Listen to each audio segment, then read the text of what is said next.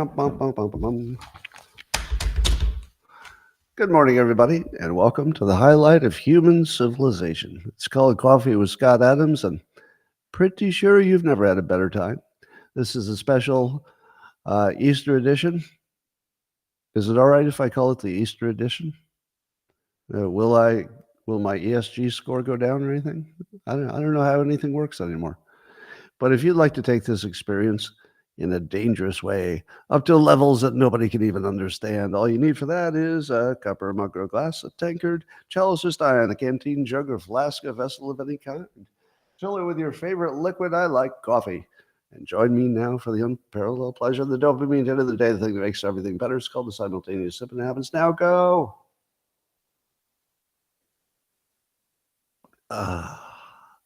Audio's looking good, lighting good. I feel like everything's going our way. Do you feel that yet? Do you feel it? Everything's going our way?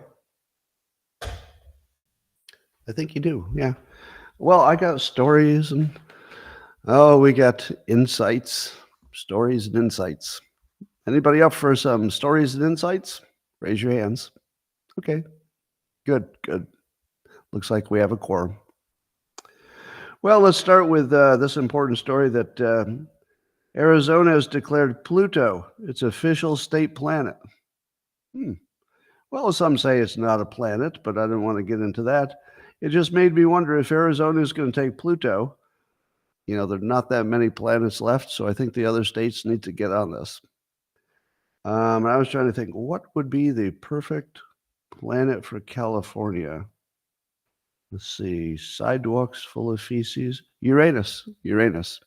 So I'm going to suggest that California adopt its sister planet, Uranus. I think that's the right fit.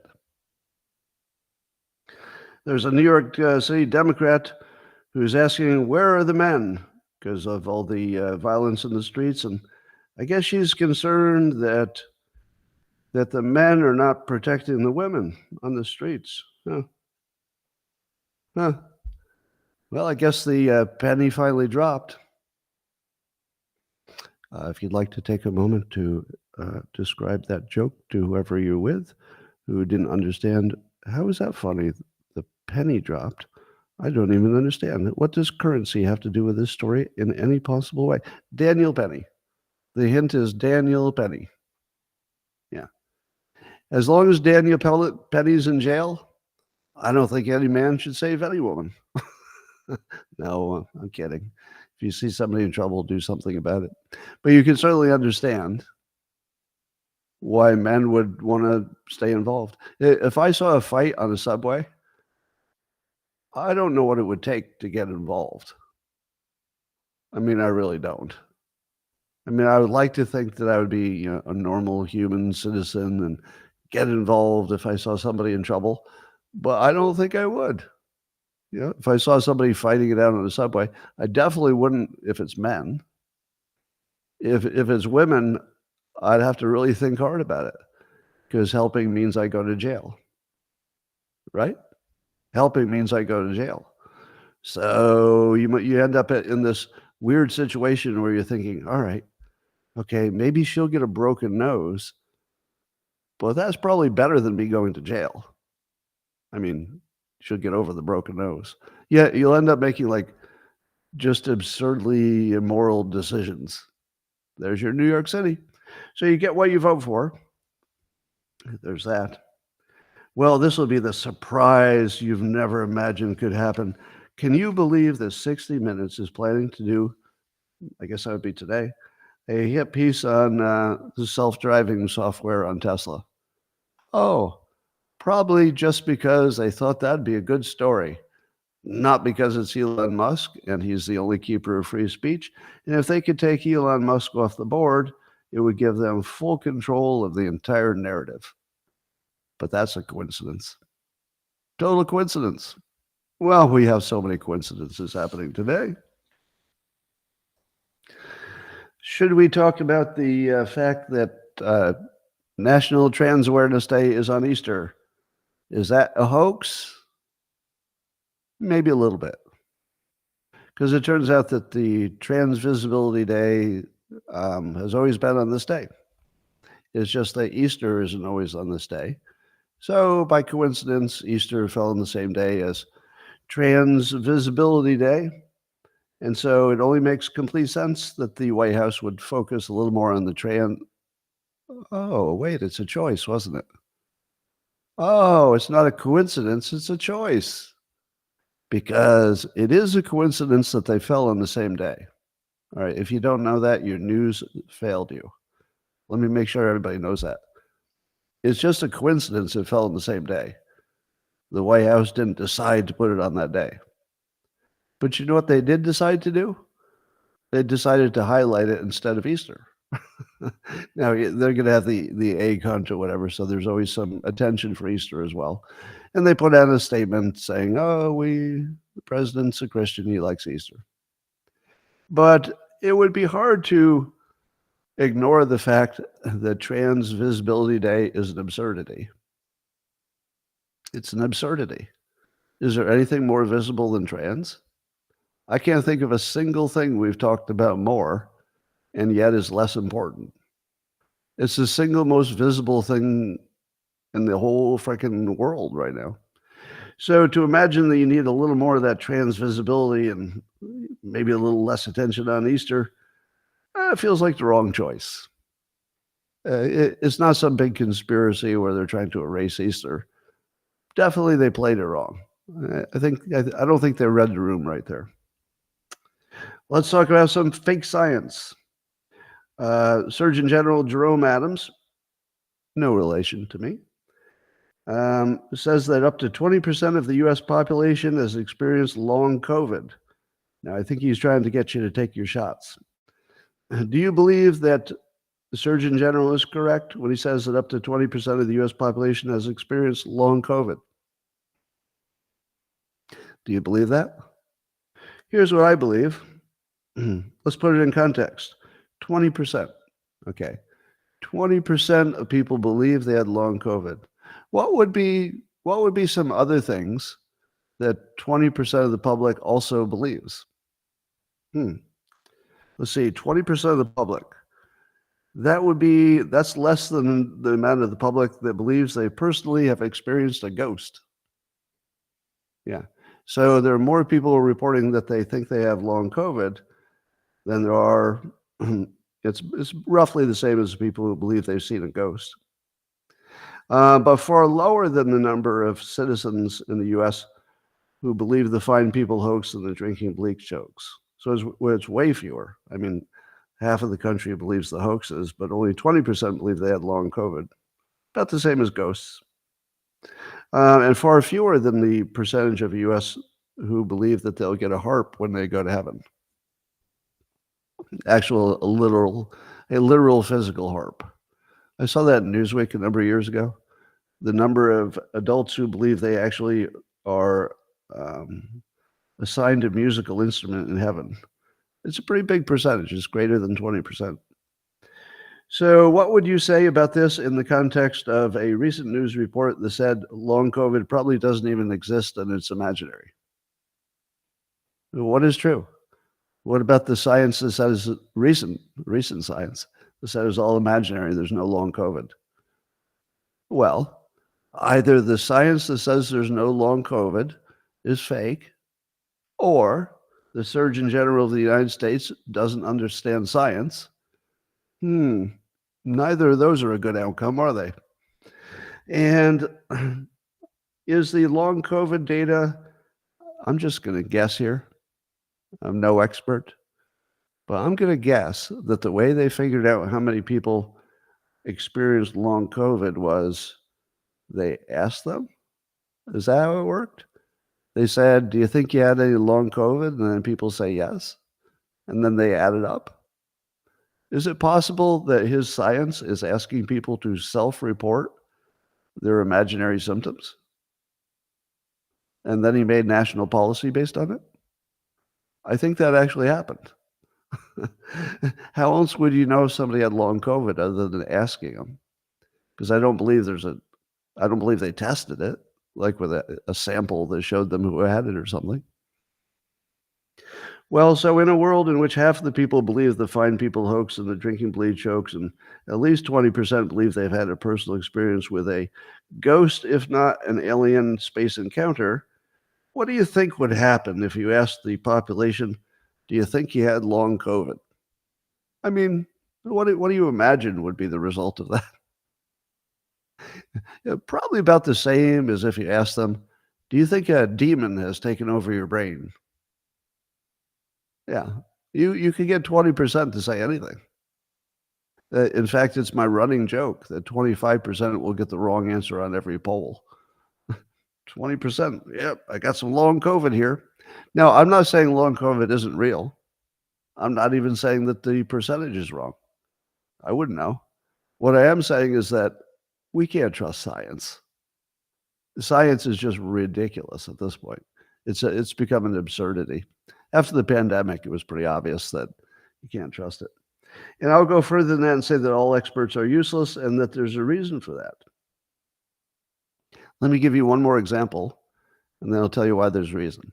Would you all agree, it's pretty easy to get you to agree, that the scientific and medical experts showed us we can't depend on them? Would you say that's true? That we have really conclusive proof that you can't depend on the even if 90% of them are on the same side. It just really doesn't mean anything. It just doesn't mean anything. So here's another one, David Sachs from the All In podcast and other things. He said that Ukraine's summer counteroffensive was one of the biggest debacles in the history of modern warfare, with tanks and soldiers running headlong into minefields while Russian artillery rained down on them from heavily fortified positions. Now, do you know how much pushback David Sachs got, for his opinions of the war? And his opinions were always met with, David Sachs, what could you tell us your military expertise? Why don't you tell us about all your military expertise when you give us your military opinions? Because we've got real experts. We have generals. We have people who've been in war. Maybe we should listen to them. Or could you just look at it with common sense and say, I'm adding up the number of people Ukraine has and the number of people Russia has. I don't really see how they can win this, given the weaponry, etc. So is this a case where the experts were wrong, the military experts? And is it something that any reasonable person could have looked at and said, well, I don't see how you can beat Russia if they're really dug in?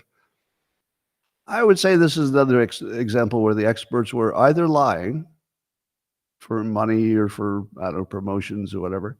They're either lying or they actually didn't know that this was a bad bet. Now, of course, we're all geniuses in hindsight, right? We're all geniuses. So I'm not saying that you should listen to David Sachs on the next war. I'm not saying he's going to beat the experts on every, military decision. I'm just saying it looks random to me. It looks random. Like, I don't think the experts had any advantage over just a citizen you could pick randomly. On this one, maybe they get the next one right. But you can't trust them. And I would say that there's a reason that no expert can ever be relied on again. It's built into the system. Here's why you can't rely on them. On anything important, whether it's a pandemic or a war, you can have a set of experts. All right, so we all agree on that so far, right? If it's some big important thing, there will be a bunch of experts. There will also be a gigantic amount of money involved because it's a big thing. Pandemic, $1 trillion. War, $1 trillion. Energy, $1 trillion, right? Nuclear energy, $1 trillion. Climate change, $1 trillion. Multiple trillions in that case. So when you're talking about big topics where there are $1 trillion at stake, there are no experts. There are only people who have taken money and people who haven't, and you don't know the difference. There are only people who are afraid they're going to get fired if they go against the grain, because the people taking the money have, created a consensus And then the people who didn't take any money are like, well, I guess I can't even say my opinion. So we've created a system where for anything important, the experts are always bought off because there's just too much money involved. And bought off doesn't mean they directly took a payment. It means that if you gave a speech saying that the COVID shots were garbage, you could never give another speech. That'd be your last speech, and you get paid for them. So nobody who makes money for a living is going to throw their money away when they could just say, let's pretend I go along with the majority, and look, I got invited to do another speech. Oh, look, I got that grant. Yeah. So everybody knows where the money is. So I would say that in a situation in which the topic has $1 trillion at stake, there's no such thing as experts. You just assume they're bought. The only time an expert would be useful is if you can't imagine any way that they could be benefiting from the advice they give you. So there might be situations in your personal life where there's something that's only happening to you. And then, you talk to your lawyer or your doctor, and it's good advice because they don't have anything to gain, right? There's nobody going to pay them to give you specifically different advice on your little specific problem.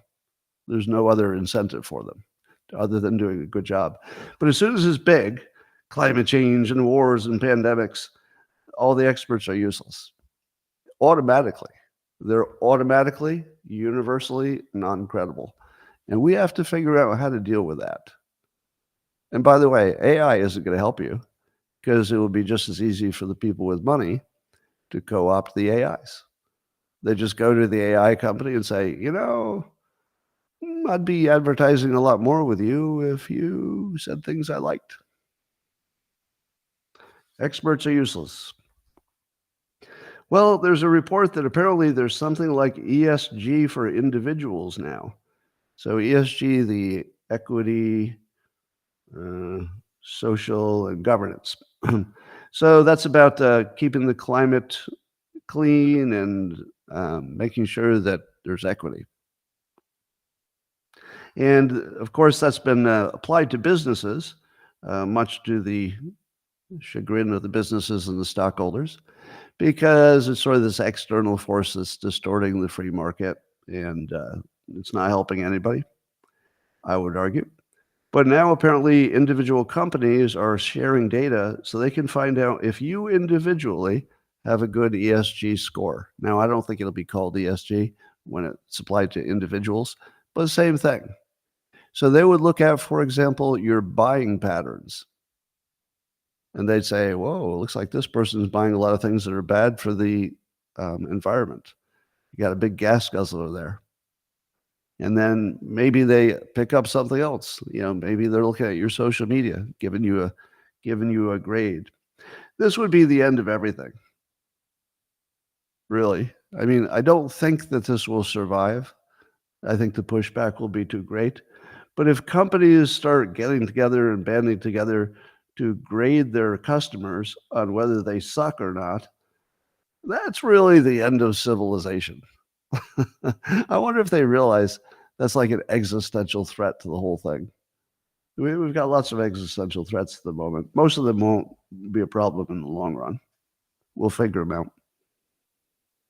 But here's one to watch in case you want to do some pushback. Jonathan Haidt has a new book out, whose name I can't remember. Maybe you could put it in the comments.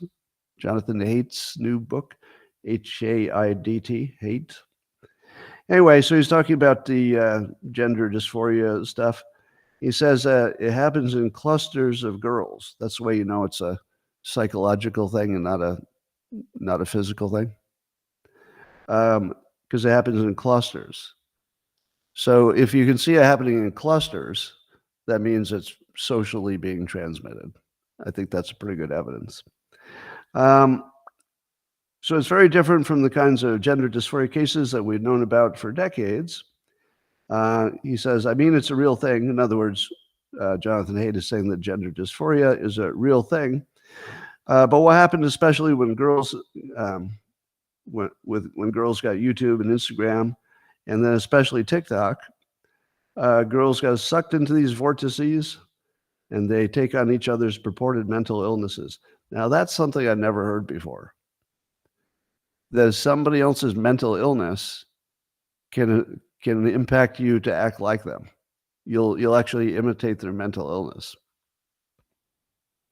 Now, that would be a case where you assume somebody has mental illness, so that's also controversial. But do you think that does this describe our situation? Do you think that the psychology and the spreadiness, especially among girls, um, is why there's so much gender dysphoria? Of course it is. Of course it is. This is the most obvious thing in the world. You would have to know nothing about anything to think that this is some kind of natural phenomenon, right? Sort of like climate change, but let's not confuse the topic. There are some things that if you study persuasion, you know a little bit about psychology, you know what a mass hysteria is. It has every sign, every sign. It's literally everything. It's could not be more obvious. Well, I continue my journey to find out how AI can be useful, and so far not. So far not. I have like a little bit of fun when I talk to ChatGPT just to see what it can do, but it can't answer any questions about what's recent, so it has no real use. And it lies about anything important, and it hallucinates, and you can't tell. So you can't really use it for searching or getting information or that sort of thing. Sometimes it's good for history. I like it for history lessons, but they're not terribly important to my life. Just fun. So I thought to myself, I'm going to try every now and then. I'm going to try another AI app just to see. Here's my overall statement about AI apps. So far, 100% of the time I said to myself, hey, I've got an idea for starting a company using AI. The only way I can think of doing it is by hiring humans. So every time AI comes into the conversation, I think, okay, it's too hard for me to figure out what to do with it and to keep up with it. So I'd have to hire somebody to do it for me. Every time I turn around, AI means hiring people because I can't do it myself. Now you say, well, is that because you're dumb? No, it's because it's such a big field and it's changing quickly and I have other things to do. If I dedicated all my life, to keeping up with the AI apps, I could do it. I mean, it's not beyond my capability. It's just I don't have time. So what I would need is to hire somebody whose job it was to keep my AI running. Do you know what the problem with that is? The person you hire can never leave because the moment they leave, your AI app will stop working. It's never permanent. You need somebody on staff all the time just to use your AI and to keep it working. And that company that makes it goes out of business, so then you got to figure out another one. Then your AI is using some proprietary data, but you didn't know it, and it gets sued, and you have to work that out. So AI is going to be a whole big field of humans who have to figure out how to use it. All right. So I used Opus Clip. That's a AI that takes your long form videos, such as the one I'm making now, and it automatically looks at all the words and it figures out the viral moments and actually scores them. So I use that, and it takes it. I think it takes a while to process, so you have to come back later. So you just give it the URL of the long form video, and then when you come back in, I don't know, 20 minutes or whatever it is, there's a page populated with all the clips that it suggests would be viral clips, and it even grades them for how viral they would be on the different levels, and it's really impressive. So I took one of my better long form videos recently where people said they liked it, and I had like an hour and 15 minutes of content, and I'm like, I'm going to get some good 30-second clips out of this. Whoa, I can't wait. So I made 10 clips. That's a beginning number. It gives you starts with 10. And there was not one clip that I wanted to post. Not one. Several of them were not the right clip, which is expected. The AI didn't quite know where the beginning and the end of something was. It was good. It was actually very impressive. But several of the 10 weren't really a clip. But then the other thing I didn't see coming at all. If you don't see my show in its entirety, any clip taken out of the show looks way too provocative. And I didn't see that until I looked at the clips. I thought, oh, I can't post that, because if you didn't know my whole act, everything looks too provocative. That's actually one of the big reasons I got canceled. The people who canceled me, if they knew my whole act, would have seen that as a component of a larger message, and they would have understood that I was complaining about racism against me. How many of you understood that? That I got canceled because I complained about racism against me, and that the news reported it as I said a bunch of racist things. No, I complained about racism against me. How's that?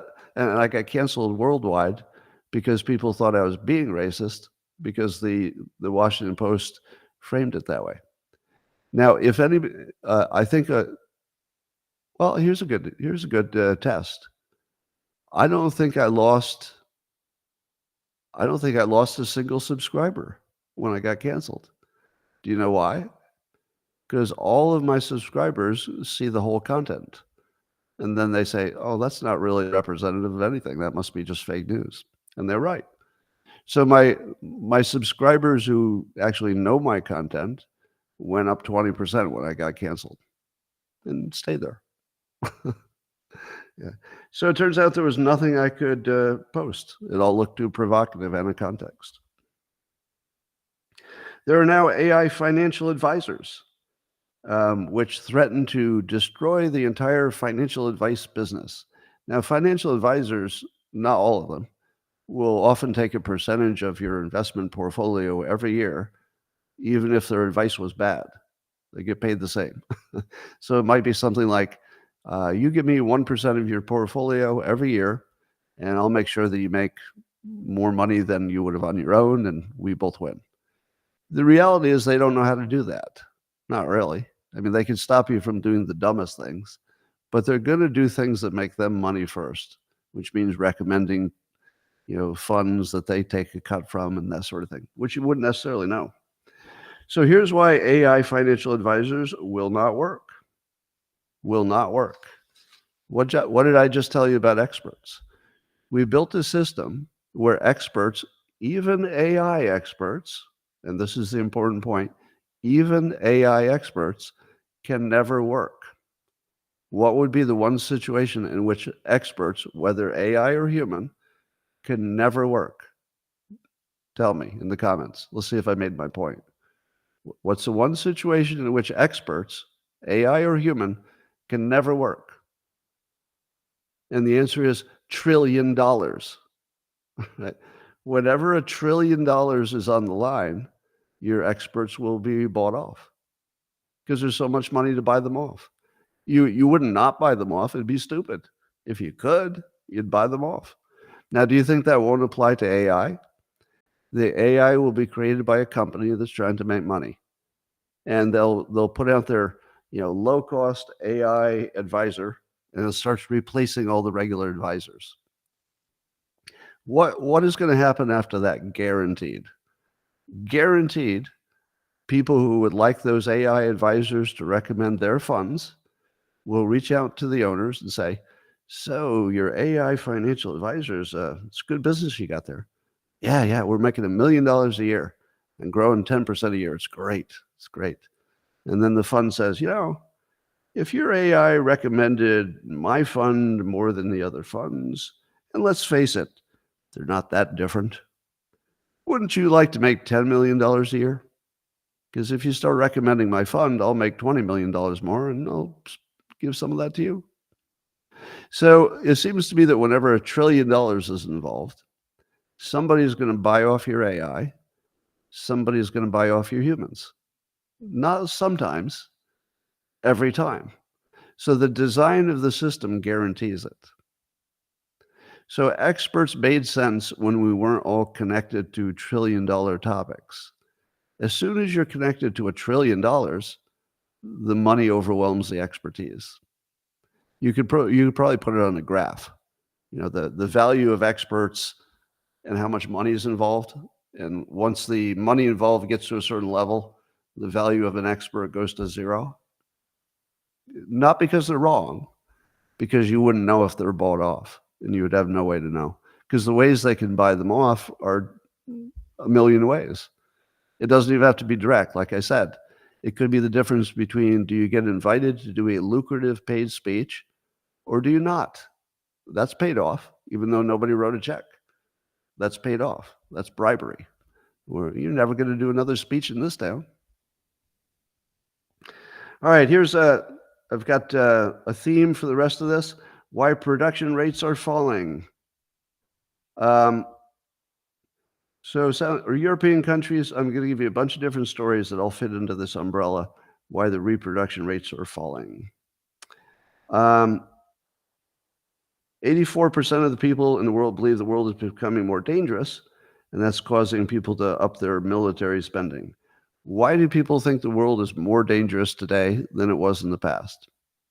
Is it because it's more dangerous? No. I mean, it might be. How would you know? Nobody knows how dangerous anything is.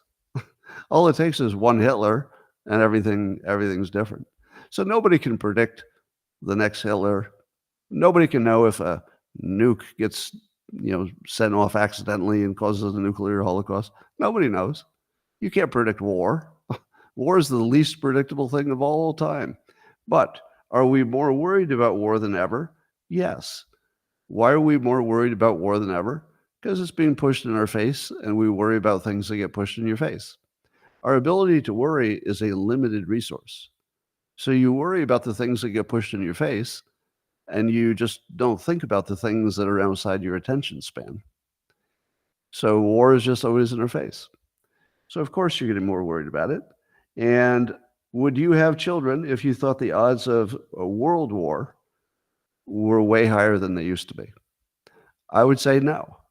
I would say that people would say, I don't want to bring a kid into this world where, according to the news, we're on the edge of war.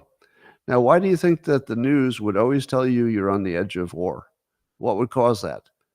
Because war is a $1 trillion business. And the way that you make your $1 trillion is you got to scare the public into thinking you better go to war, or you'd better send some weapons over to one of those countries that'll pay for our weapons. No, the marketing of the military-industrial complex guarantees that you'll be thinking about war all the time, and that will make you think less about reproducing. Would you agree? That if war looks like it's going to kill us all, having kids feels like just one more thing you have to protect before we all die. So of course people are going to have fewer kids if you tell them war is everywhere and it's going to kill you all. How about the TikTok effect? So the Senate is looking at modifying the bill that the House passed, because one of the big problems people pointed out is that the bill was too broad. It could be used to clamp down on X and other platforms. So the Senate's working on that. Do you think that the Senate will ban TikTok? Do you think the Senate will ban TikTok, and find a way that the House agrees and then Biden signs it? No. Do you know why? Because there are $1 trillion at stake. In the long run, TikTok's going to be sort of a $1 trillion company. So no, if you got that much money, you just bribe your way into whatever you want. TikTok is one of the main advertisers on Fox News now. It's already over. The game is lost. There's nothing that's going to get rid of TikTok. TikTok's here. Parents, your only hope is that you can turn your kids into, I don't know, monks or the Amish or something. But the government is not going to come help you with TikTok. If the government bans TikTok, I would be so amazed. Like, there's nothing that's more predictable than $1 trillion and a big Republican donor.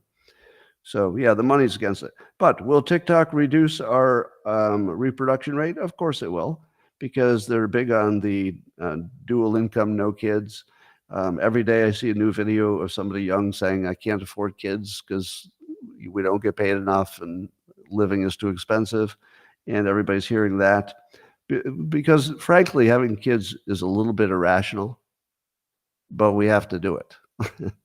Right? It's a little irrational if you looked at the costs and benefits, but anything that's of the heart and of our biology is not meant to be rational. So reproduction is not intended to be a rational process. It's just a necessary one. Why do you think there's any chance that TikTok would be banned at all? I say there's the only reason that we're close to it, or that it looks close, is that TikTok was so is so anti-Israel. I think the Israel effect was maybe the 20 or 30% extra to make the people who are already inclined to, want to ban TikTok. I think it put them over the edge. Now, I don't think Israel is the one reason. I think it's just such a big reason that other people had to say they'd do it. But you're going to be looking at the incompetence of Congress, the money of TikTok, versus the interests of Israel. Who wins? So Israel has lots of clout, but incompetence makes almost anything impossible in our current Congress. So it wouldn't matter if it's a good idea or a bad idea, or Israel wants it or anybody wants it. They may be too incompetent to pass the bill. And then you add the money that TikTok could bring to killing this thing. I think Israel loses. I think incompetence plus bribery will be greater than whatever the weight of Israel is, and that Congress is always safer when they do nothing. So doing something would have Israel on your back. They'd say, why didn't you, or if you said we're going to keep it, then Israel would say, why are you against us? And so I think that do nothing is the default. I expect no ban of TikTok in the long run. And I don't think it'll be sold to an American company. What about climate change? Do you think climate change is a case of believing the experts who are totally credible? No, we learned during the pandemic that 97% of experts have the same financial incentives. So if you couldn't say something wrong about the pandemic without losing your job, do you think you can say something wrong about climate change and keep your job if you're a scientist? No, of course not. So we've created a system where the scientists have to lie to us, both to keep their jobs and to increase their incomes. So they get invited to do speeches and they get grants and stuff like that. That's right. We've created a system where we guarantee that our experts have to lie to us. We've given them no choice. We've forced our experts to lie to us. And then we wonder why they lie to us. No, we forced them. We forced them economically and with shame to do what whoever somebody wants them to do.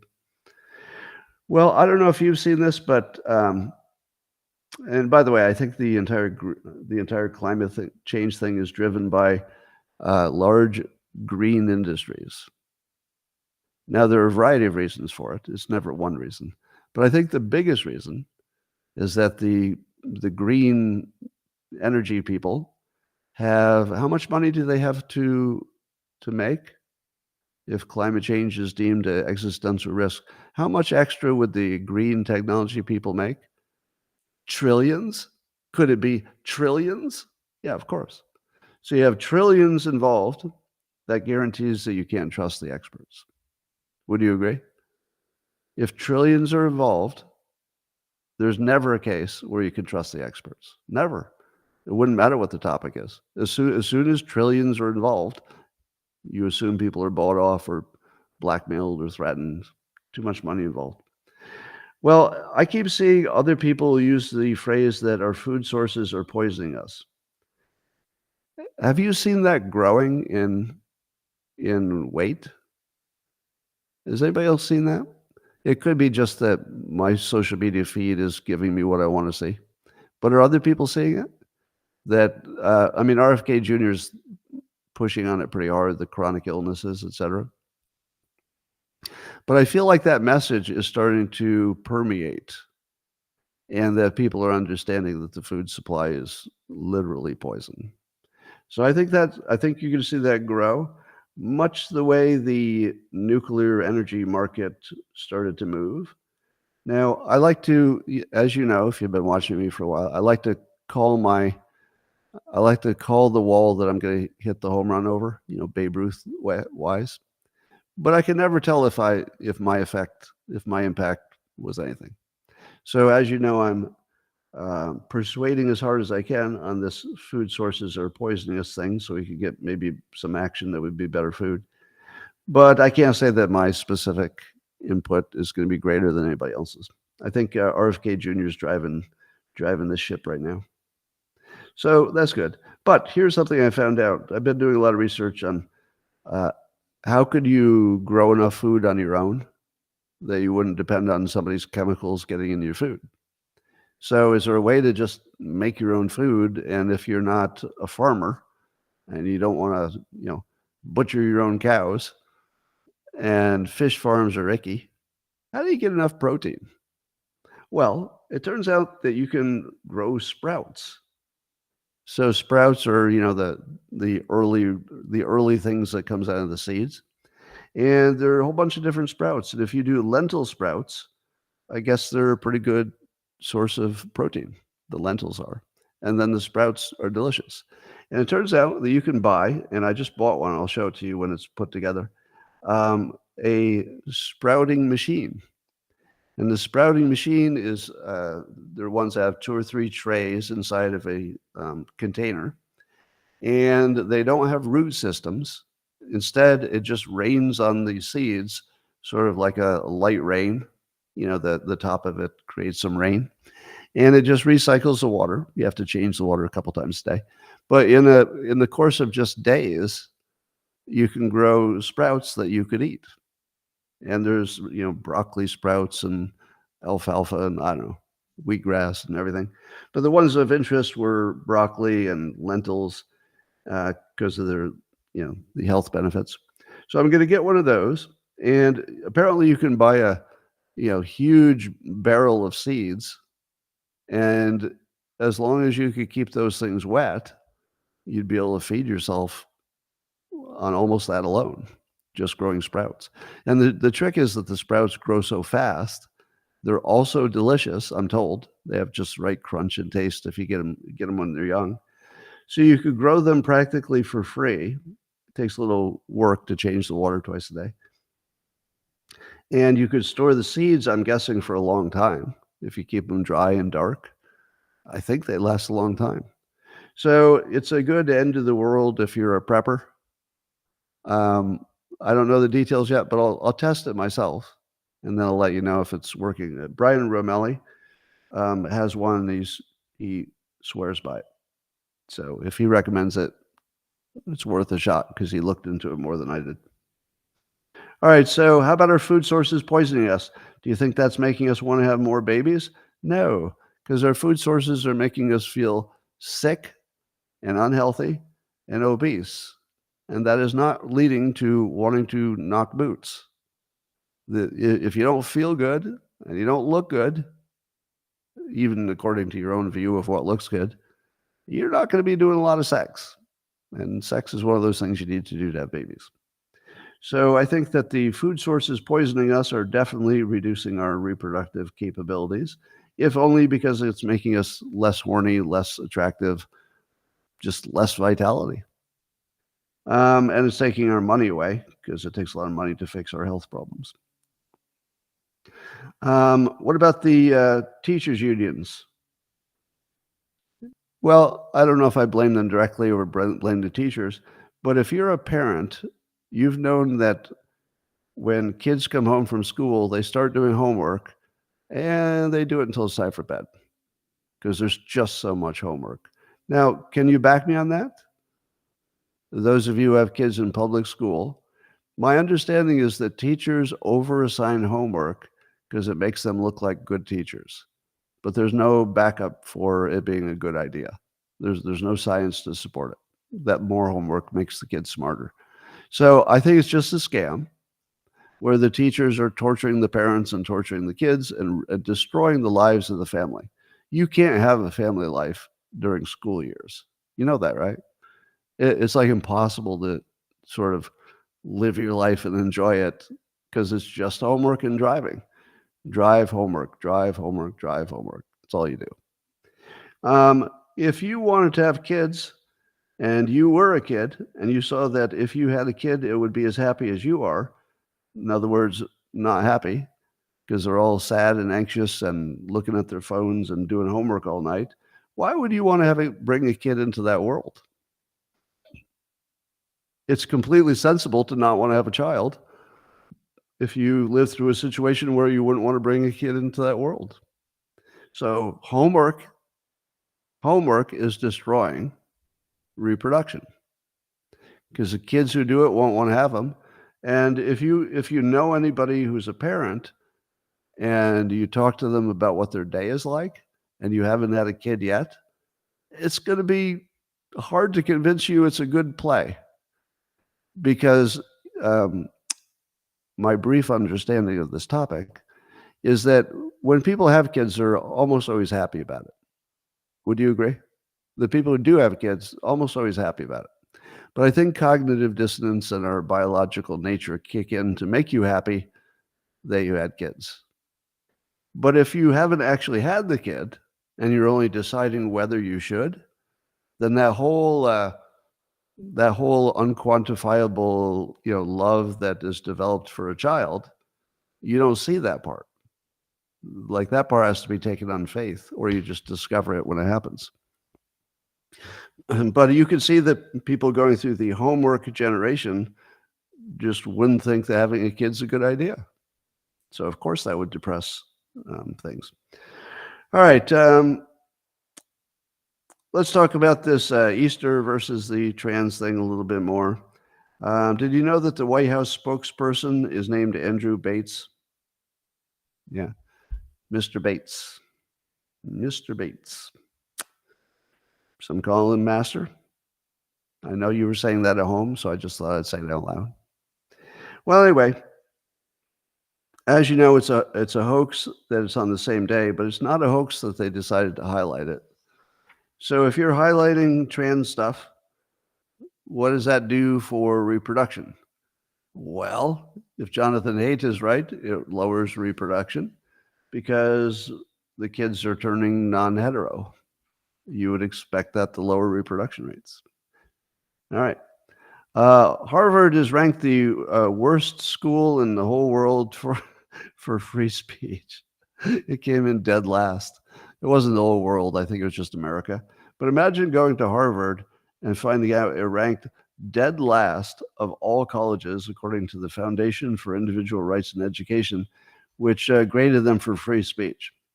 Because apparently there are an alarming number of professors who got in a lot of trouble for things they said that were completely legal to say. But not in Harvard. So Harvard is where free speech went to die. Did you know that the DEI stuff, at least the Republicans got it out of the House? So there used to be an Office of Diversity related to the House, but the House Office of Diversity and Inclusion was disbanded this week. It was part of the government spending bill. So that's interesting. You want to know how dumb we are as a country? Yeah, here's an actual debate we're having. Is it racist to be racist? We're actually having that debate. Is it racist to be racist? Because that's what DEI is. DEI is racism to try to fight racism. So is it racist to be racist? Now, the people in favor of DEI say it's not racist to be racist because you need to correct this past racism. And the other people say, but you're just adding racism. So we're actually literally, no joke, no hyperbole, we're debating whether racism is racist. I don't know what's after that. What comes after that? Wow, we're so dumb. Well, anyway, If you were growing up in a DEI world and you were a white person, would you want to have a baby? Would you want to bring a white baby into America in 2024? If you knew that this DEI thing looks like it's hard to dislodge and your kid would be born into a racist world in which it probably just gets worse? Well, you can't predict the future. Maybe it'll get better. However, it would be one more reason not to have a baby if you're white. But I don't think it increases the odds of having a baby if you're black. I doubt it. But it's certainly a depressing thing for white people. It's like, oh, do I want to bring a kid into this racist world? ChatGPT has a personality called Dan. I guess you can tell it to be Dan. And women are falling in love with it. So Dan is very good, and they talk to it on their phone. And they report on social media, of course, TikTok, that they're having actual feelings for Dan because Dan talks to them and listens to them. And Dan never leaves the toilet seat open because he's an AI. So Dan has many advantages over human males, and women are falling in love. Do you think that men and women will end up in relationships with AI and it will decrease reproduction? Yes, totally. It's 100% predictable that some people, I hope not most, but some people will say, you know what, this is better than my best option with human beings. I don't have to shave my armpits or anything with this AI. So yeah, AI is going to take off at least 20% of reproduction. Let me say that again. AI probably will lower the reproduction rate by 20%. Now that's just living in the real world and feeling what it probably will be. I mean, it could be 100%, could be 0, but I doubt it. To me, it seems most likely it'll just completely carve out the lower 20% of reproductive potential people. And they'll just say, I don't want to do homework. I don't have enough money. I think I'll just have this AI as my boyfriend or girlfriend. 20% reduction in reproduction is my estimate eventually. I saw a dating persuasion tip called the cavoodle model or method. Have you ever heard of that? I guess it's a brand new thing. So the cavoodle method is based on, I guess, one influencer, teen girl. And she was noting that she could hook a guy and make a guy think about her all the time by making the guy think about something else that reminds him of her. So she would say it's like a psychology, trick to get a guy, tricked into being obsessed with you. And the cavoodle part of it, I guess there's a dog that must be a cavalier plus a poodle or something. So a cavoodle is a combination dog. And so she explains, the influencer, that she was obsessed with cavoodles, and then she met a guy who also liked him and got into him because she talked about him a lot, I guess. And then every time he would see a cavoodle, I've never seen one, but I guess you can see them. Every time he would see one, he would think of her and, send her a meme or send her a picture of the cavoodle. And this is actually not just a good dating method, but this is a good persuasion method. If you could get somebody to obsessively think about something that brings them, gives attention to something you want to persuade them to do, that is a real good technique, not just for dating. For dating, it's a little manipulative. But for persuasion in a, let's say, a business or political sense, if you can get people to associate you with something the way Trump is associated with the wall, you win. Now, do you see the parallel? When you think of Trump, you think of wall, right? Trump did that. He made it's impossible to think of the border and think of a wall without thinking of Trump. Every time you see the border wall in any of the reports, as soon as I see the wall, I think Trump. Now, what happened when the immigration level got out of control? Well, it turns out that Trump, who was in the basement of history after the January 6th allegations, and it looked like nobody could ever recover from that. And then suddenly, every day we have to think about that wall, which makes you think, huh, there is one person who was pretty serious about building a wall, didn't get it done, but he was very serious about it. So the fact that Trump associated himself with a wall and you have to keep looking at that damn wall makes you think of Trump. And it's probably a big part of his current popularity is that you couldn't separate Trump from wall. And when you see the migrants coming in large numbers, you think, a wall would help. Well, a wall would be really good. So yes, so Trump used the cavoodle model on us, and it worked. All right. I would say in the larger sense that relationship coaches are also ending reproduction. You've seen the growth in relationship experts on social media. I think you've probably seen it. I don't know if just maybe my feed is giving me more of it, but I see it all the time, every day, without exception, every day. That's not an exaggeration. Multiple times a day, social media will give me a relationship expert. And here's what I've learned from relationship experts. If you're a man and you give a woman everything she wants, what happens? You're listening to the relationship experts. What happens if you give a woman everything she wants? Well, you will not reach the end of everything she wants. She'll come up with new things she wants. So it's not like you're going to fix the problem, but at least you can make her love you, right? It turns out no. According to the relationship experts, if you give a woman everything she wants, she will lose respect for you entirely. Would you agree? That's what the experts are telling us. Now, I don't think the experts are always right, but that's what they say. So that's what you can't do. You can't give your wife, if you're a man, you can't give them everything they want. They'll lose respect for you. So you go the other way. And you don't give them the things that they say they need. How long does that last? Well, in our current world, where everybody can find anybody on social media and every woman can find a guy who wants to go to bed with her, it lasts until she finds a better guy, because she's going to immediately look for somebody who can meet her needs. Because why wouldn't you? Well, why would I stay with this one who can't meet my needs when I can go find a better deal? So you can't succeed by giving women what they want, and you can't succeed by not giving them what they want. What's left? What is left between giving them what they want and not giving them what they want? Now you're going to say, well, it's giving them some of the things they want, but holding tight on some other things. No, that's called not giving them what they want.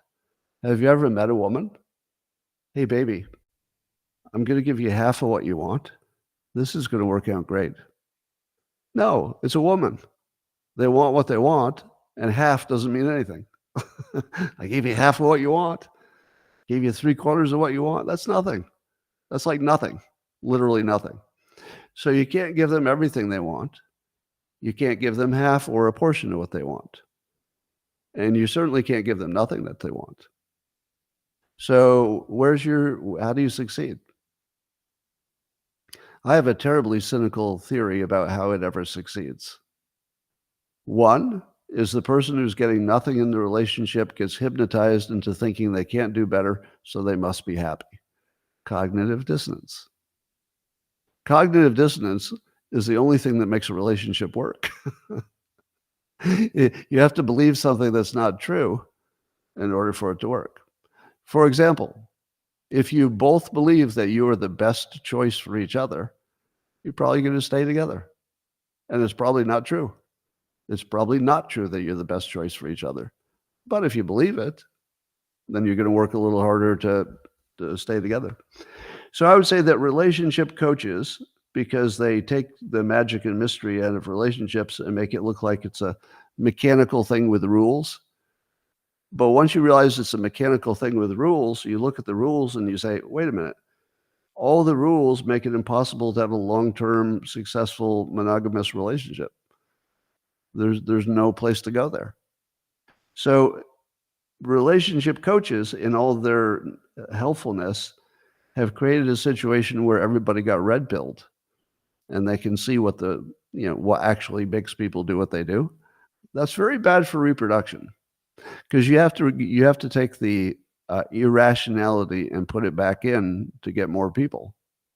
If people were rational, they wouldn't have children, because it would look like more work than it is. They don't understand that if they do, a whole irrational thing kicks in, and then they'll be happier than if they hadn't had children. I'm pretty sure that's true for most people. Not everybody, but most people. But you can't see the irrational part. But you can certainly see the rational parts. Ooh, this person's not going to give me what I want. All right, so I think that's bad for reproduction. Up in Canada, there's some politician, who the hell was it? The Deputy Prime Minister of Canada, who's also a World Economic Forum board and trustee member, Chrystia Freeland. She was saying in a speech that does capitalist democracy still work? Because if our system is democracy with a capitalist part to it, and it's not fixing climate change, because climate change is driven by profits, then she's thinking maybe we should get rid of either the capitalism or the democracy, or modify them somehow. Now, let me ask you, when I watched her talk, I want to see if you can guess what I'm thinking. When I watched her talk, did I think she looked sane? Did I think she looked like she had good mental health? Okay, it's a trick question. No, of course she didn't. She looked actually crazy. She looked crazy. We're going to have to start admitting the obvious. Mental illness is not a political opinion. Mental illness is not a political opinion. There, meme that.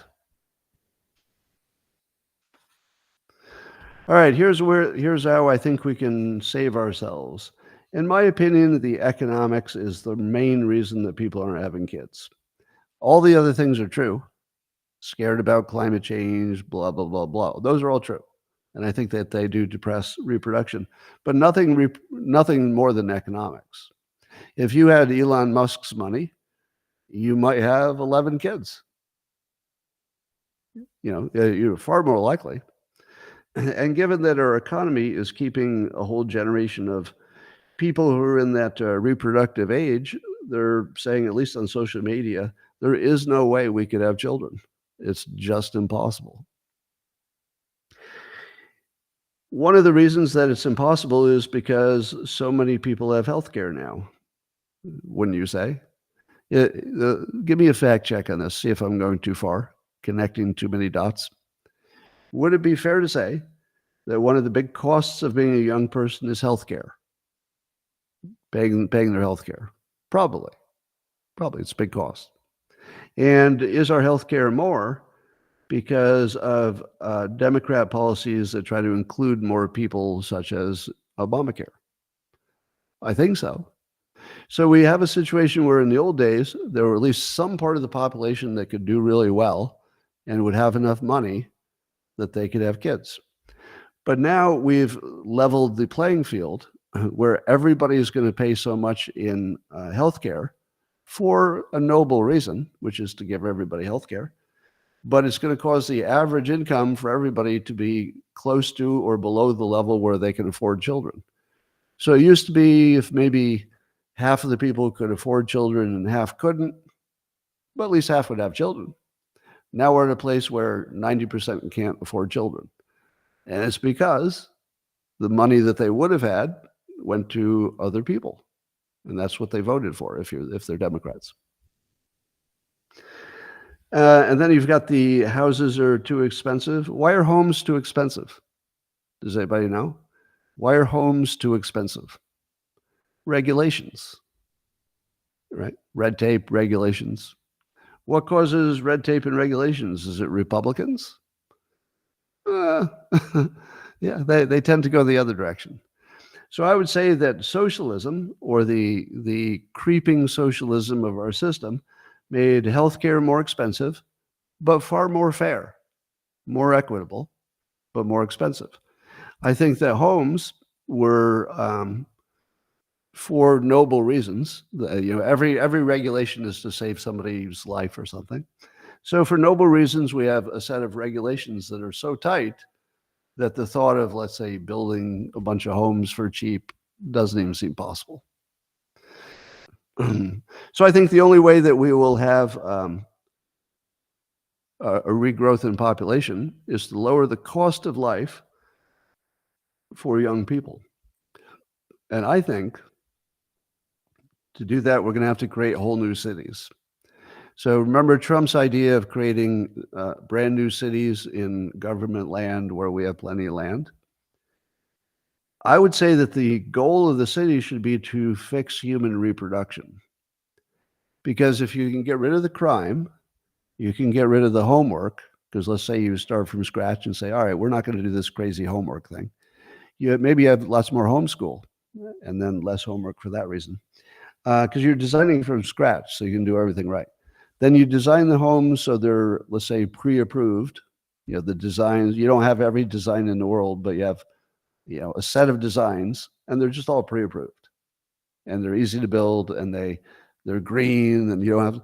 So you could build a facility where the healthcare is very low, and it stays that way because you fix the food sources. Suppose you fix the poison food sources in your new city. Now you get rid of 90% of healthcare costs, according to Kennedy. I think it's an exaggeration, but Kennedy is saying that 90% of healthcare costs go to, chronic diseases. Chronic diseases that are largely caused by lifestyle and largely food. So if you built a new city and all the food was grown so locally and indoors, let's say, no pesticides, no poisons, and then suddenly you're all eating good food. Do you think you're more likely to reproduce?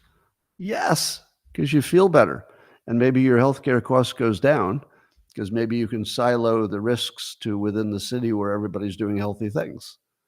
If I were a healthcare provider and you said, we're going to build this city, it's going to be easy to exercise, it's a walking city, it's going to be where people get more sun because they're going to go outdoors more. Their social situation will be better because we'll design it so you have casual contact with people and you can make friends easily, and we'll do all these things. To me, it would look like a place people would want to go and have babies. Here's an older story that maybe I told you, but I just liked one part of it. So Glenn Beck tells the story that Trump called him, it was a while ago, and asked his advice about who he should pick for vice president. Now, Glenn Beck's advice was Vivek. Now, I think I told you that because it's an older story. But I don't remember if I told you this, that Glenn Beck said that Trump said that the number one answer, because he was asking lots of people about the VP check, but Trump said to Glenn Beck that the number one response was Vivek. Now, did anybody see that coming? That the number one response was Vivek? How many of you saw that coming? I feel like I might have influenced that. Does anybody think I influenced that? I mean, I know a lot of people had the same idea at the same time, but then the way Glenn Beck described why Vivek is the right choice, it sounded like it came right out of my brain, but maybe just everybody sees the same thing. The way Glenn Beck explained it is that with Vivek as a vice president, Trump can go out and do his Trump stuff, and Vivek can have his back. Because Vivek can defend Trump better than Trump defends himself. Now, that's exactly my take on it, is that Vivek can defend Trump, and that's what Trump needs more than anything. And we've never had a vice president who could do it this well. So it would be kind of amazing. So I don't know. I'd like to think maybe I had some small effect on that, but I think more likely everybody's seeing the same thing I'm seeing. NBC News is trying to revive Biden's corpse And the way they're doing it is they're saying that he's coming up with his own campaign strategy and he's implementing it, like all on his own. And the strategy is he's going to go hard at getting under Trump's skin by insulting him a lot. So he's decided that. And that he's going to come up with his own clever insults. Now, when the campaign heard that Biden was going to come up with his own clever insults, do you think they were comfortable with that? But NBC is trying to make Dementia Man yelling at the sky sound noble. I mean, what I see is Dementia Man yelling insults. But NBC News wants me to believe it's a clever campaign strategy and Biden's completely in charge and executing it like a pro. No, it's Dementia Man yelling at the sun because he just hates Trump. That's all I see. All right. Here's what Biden actually said when allowed to use his strategy. In that recent fundraiser, he got interviewed, and he concluded, quote, he's talking about Trump, and he says, all the things he's doing are so old, a little old and out of shape. Now, I'd like to give some persuasion advice to President Biden for free.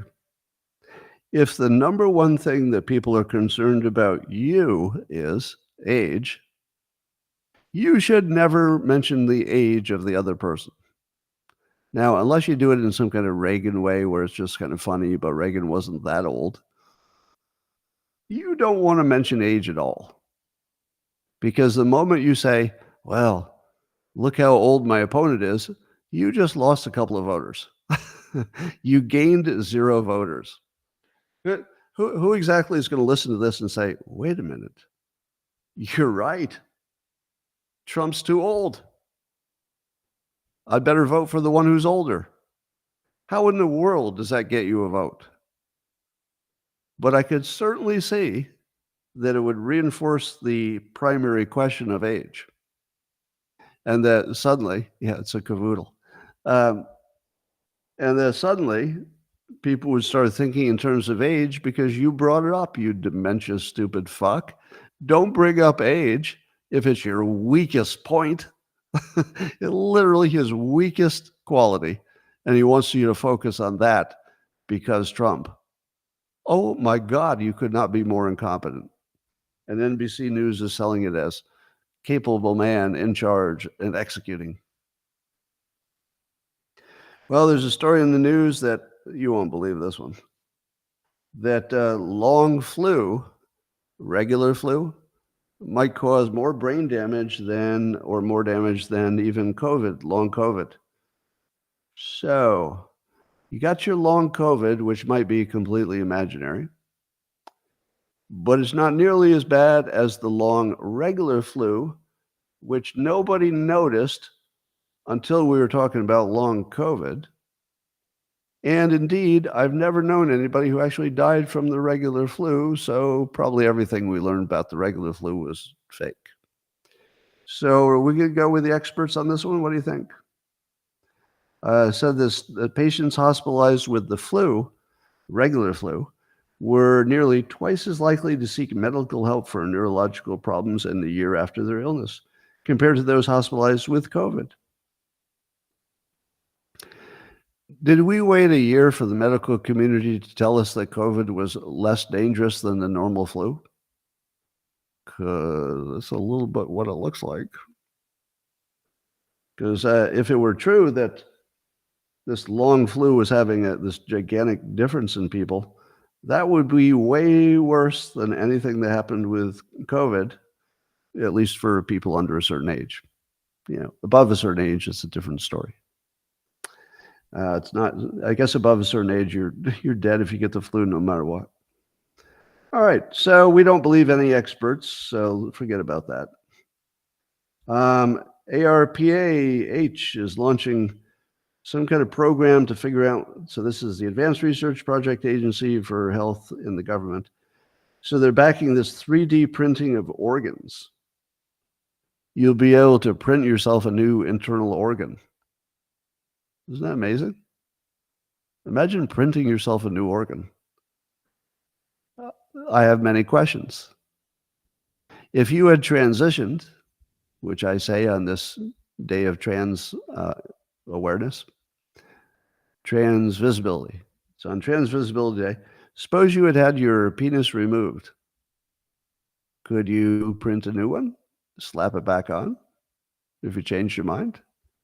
You know, as crazy as that sounds, if you can learn, you know, if we could teach AI to make human internal organs, is that a higher bar than reproducing a penis and sewing it back on and making it work? I don't know. It might be about roughly the same level of difficulty. So if they think they can make you a new liver, how much harder would it be to make a new penis and sew it on? I don't know. I mean, it feels like, just on the surface, it feels like it would be a very similar level of difficulty. So anything could happen. Yeah, anything could happen. I don't think I'm going to wait and hold my breath on using a 3D printer to make new body parts, but it does scare me that I'm alive at a time where this might apply to me. Because, you know, if you reach 90 or 100, you're kind of ready to go. But what if they could replace your stuff?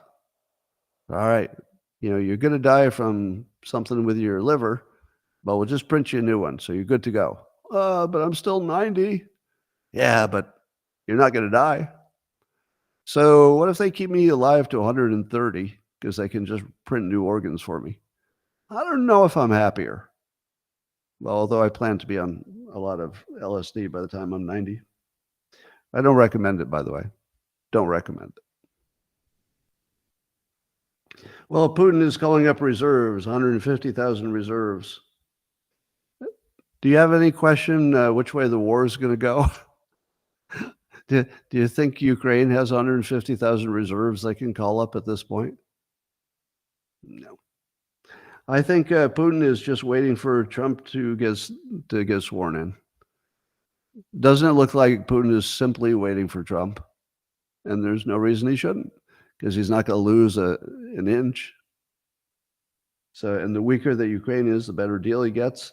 So just keep Ukraine on their back heels and wait for Trump, and everybody will get what they want, except Ukraine. All right.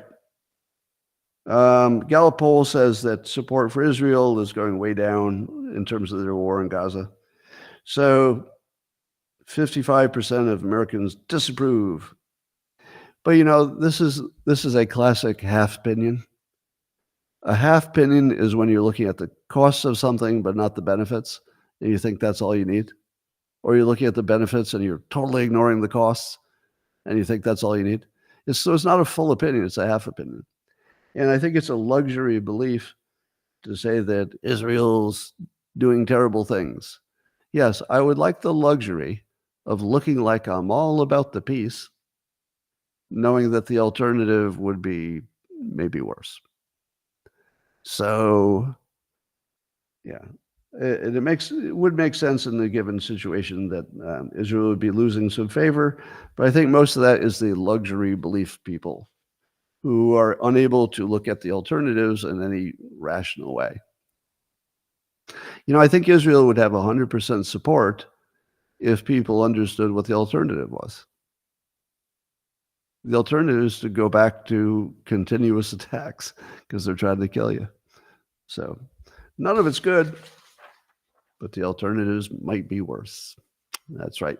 You should listen to me because the real generals seem to be terrible at this stuff.